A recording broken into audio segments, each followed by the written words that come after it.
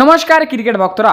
কালকে ছিল Rajasthan Royals versus Delhi ক্যাপিটালসের ম্যাচ। রিয়ান পরাগের পাল্টা রাহুলের চমকপ্রদ ব্যাটিং, রাজস্থানের বিরুদ্ধে কঠিন লড়াইয়ে জয় দিল্লির। রাজস্থান ভার্সেস দিল্লি ক্যাপিটালস শুক্রবার আইপিএলে ফের এক উত্তেজনামূলক ম্যাচ দেখা গেল। রাজস্থান রয়্যালসের বিরুদ্ধে অসাধারণ লড়াই করে জয় ছিনিয়ে নিল দিল্লি ক্যাপিটালস। এই জয়ের ফলে চলতি আইপিএলে লিগ টেবিলে 6 নম্বরে উঠে এলো দিল্লি ক্যাপিটালস। 9 ম্যাচ খেলে 8 পয়েন্ট পেয়েছেন রাহুল।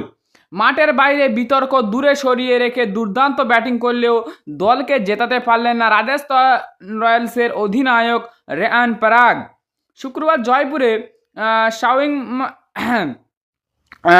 শাওয়িং মানসিং স্টেডিয়াম রাজস্থানের বিরুদ্ধে 7 উইকেটে জয় পেলে দিল্লি ক্যাপিটালস এদিন টসে জিতে প্রথম বল করার সিদ্ধান্ত নেয়। তিনি 50 রানে 90 রানের ঝোড়ো ইনিংস খেলেন রিয়ান পরাগ। তার ইনিংসে ছিল 8টি বাউন্ডারি ও 5টি ওভার বাউন্ডারি। ডোমিনান ফেরেরা 14 বলে 47 রানের একটা বিস্ফোরক ইনিংস খেলে দেন। তিনি জোড়া বাউন্ডারি ও 6টি ওভার বাউন্ডারি মানে 6টি ছক্কা মারেন। ধ্রুব জুরেল 30 বলে 42 রানের একটা ছোট্ট ইনিংস খেলেন। 6 উইকেটে 225 রান করেন রাজস্থান রয়্যালস।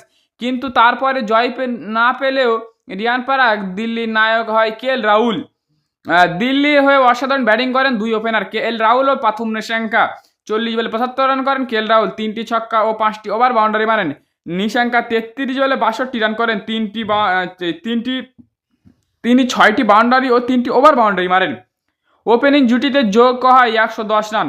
এরপর নীতিশ রানাও লেবে খুব সুন্দর পারফরমেন্স দেয়। তিনি 17 বলে 33 রানের একটা ঝোড়ো ইনিংস খেলেন। তার ইনিংস ছিল 3টি বাউন্ডারি ও জোড়া ওভার বাউন্ডারি। ট্রিস্টান স্টাফস 11 বলে 18 রানের অপরাজিত থাকেন। আশুতোষ শর্মা 15 বলে 25 রানের অপরাজিত থাকেন। 19 ওভারে 1 বলে 3 উইকেট হারিয়ে 226 রান তুলে জয় তোলেন দিল্লি ক্যাপিটালস। ব্যর্থ ইয়াশাসী জয়সওয়াল ও বৈভব সূর্যবংশী এদিন ভালো ব্যাটিং করতে পারেনি দুই ওপেনার রাজস্থানের জয়সওয়াল ও বৈভব সূর্যবংশী। জয়সওয়াল ও সূর্যবংশী 3 বলে 6 রান করেন। জয়সওয়াল 3 বলে 6 করেন আর বৈভব 2 বল খেলে 4 রান করে আউট হয়ে যান। তবে তারপরেও বড় রান করে রাজস্থান, তবে বোলারদের ব্যর্থতায় জয় এলো না। এই হারের ফলে 10 ম্যাচ খেলে 12 পয়েন্ট নিয়ে লিগ টেবিলে 4র্থ স্থানে রয়ে গেল রাজস্থান রয়্যালস। অন্যদিকে এই ম্যাচ জিতে 9 ম্যাচ খেলে 8 পয়েন্ট নিয়ে লিগ টেবিলে 6 নম্বরে উঠে গেল দিল্লি ক্যাপিটালস দারুণ শুরু করেছিল। মিচেল স্টার্ক শুরুতেই আঘাত হানেন এবং কাইল জেমিনেশন এই বিপজ্জনক তরুণীকে আউট করে দেন। কিন্তু তারা এর উপর ভিত্তি করে আর এগোতে পারেনি এবং দুই প্রান্ত থেকে রান বিলিয়ে যেতে থাকে। মাঝের ওভারগুলোতে অক্ষর প্যাটেল কিছু রান যোগ করেন এবং তিনি একমাত্র ব্যাটসম্যান যার ইকোনমি 10-এর নিচে।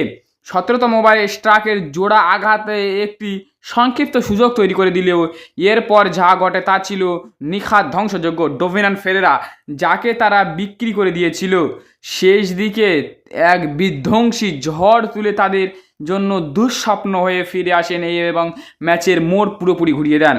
হারের ধারা ভাঙতে এখন রেকর্ড লক্ষ্য তাড়া করতে নেমে ক্যাপিটালস এই ভেন্যুতে সানরাইজ হায়দ্রাবাদের বড় রান তাড়া করার কিছুটা আত্মবিশ্বাস পেতে পারে, কিন্তু মিলারকে ছাড়া তাদের ব্যাটসম্যানদের বড় ভূমিকা পালন করতে হবে।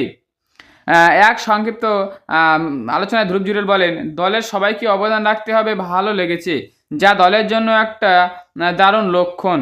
তিনি আত্মবিশ্বাসী যে বোলিং ইউনিট এই রান রক্ষা করতে পারবে। তিনি উল্লেখ করেন যে এটি একটি দীর্ঘ টুর্নামেন্ট ও দ্রুত পরিস্থিতি বুঝে নেওয়ার মূল কথা।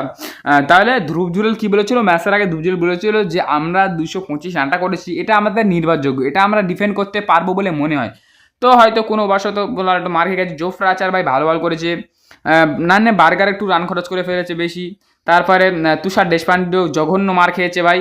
এইভাবে বল করলে হবে না ভাই। 225 রান যদি তোমরা ঠেকাতে না পারো তাহলে কত রান করবে তোমরা?